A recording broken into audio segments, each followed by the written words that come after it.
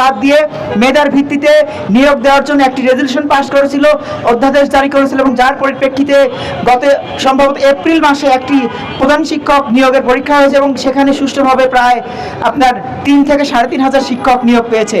এবং এই সরকার সেই সিদ্ধান্তটি থেকে সরে এসেছে। তারা মনে করছে যে না, আমরা আবার পুরনো পদ্ধতিতে আবার আমরা কমিটির মাধ্যমে প্রধান শিক্ষক নিয়োগ দিব, সহকারী প্রধান শিক্ষক নিয়োগ দিব।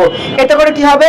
এতে করে যোগ্য যারা দীর্ঘদিন ধরে শিক্ষা প্রতিষ্ঠানে সততার সাথে দক্ষতার সাথে পাঠদান করছেন এবং যারা অপেক্ষায় আছেন, যারা নিজের যোগ্যতার ভিত্তিতে প্রধান শিক্ষক হবেন, তারা এই প্রধান শিক্ষক হওয়ার সুযোগ থেকে বঞ্চিত হবেন এবং অযোগ্য লোকদের হাতে শিক্ষা প্রতিষ্ঠানের দায়িত্ব চলে যাবে।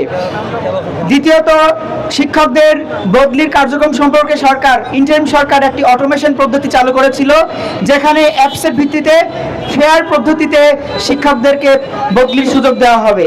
কিন্তু এই সরকার প্রাথমিক বিদ্যালয় এবং এমপিওভুক্ত শিক্ষা প্রতিষ্ঠানের শিক্ষকদের বদলির ক্ষেত্রে সেই সিস্টেমও তারা বাতিল করার দিকে এগোচ্ছে। অলরেডি তারা প্রাথমিক শিক্ষা প্রতিষ্ঠানের শিক্ষকদের নিয়োগ বদলিকে তারা কমিটির হাতে অলরেডি হস্তান্তর করেছে এবং মাধ্যমিক এবং উচ্চ মাধ্যমিক শিক্ষা প্রতিষ্ঠানের শিক্ষকদের নিয়োগ নিয়েও তারা পায়তারা করছে। দ্বিতীয়ত, তারা সর্বশেষ যে ষড়যন্ত্র এবং চক্রান্ত করছে এদেশের ছাত্র সমাজের সাথে, তা হলো এই গত 3রা আগস্ট তারা শিক্ষা মন্ত্রণালয়ে একটি রেজলিউশন পাস করেছে। এখন আপনারা শিক্ষা মন্ত্রণালয়ের আপনার নোটিশ সেখানে পাবেন, যেখানে স্পষ্ট করে লেখা আছে যে এখন থেকে এনটিআরসি শুধুমাত্র সনদ প্রদান করবে, চূড়ান্ত সুপারিশ করবে কমিটি।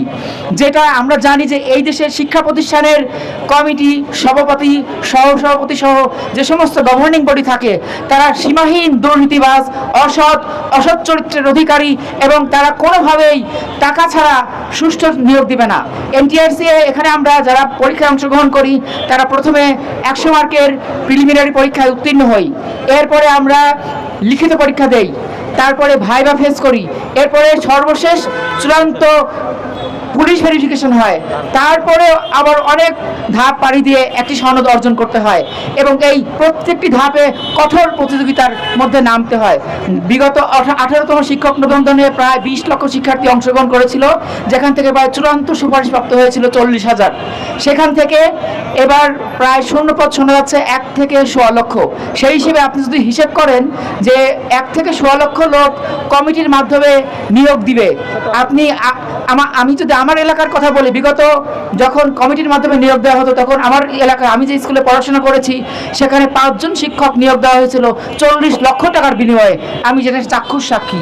এখন যেটার 20 লক্ষ থেকে 25 লক্ষ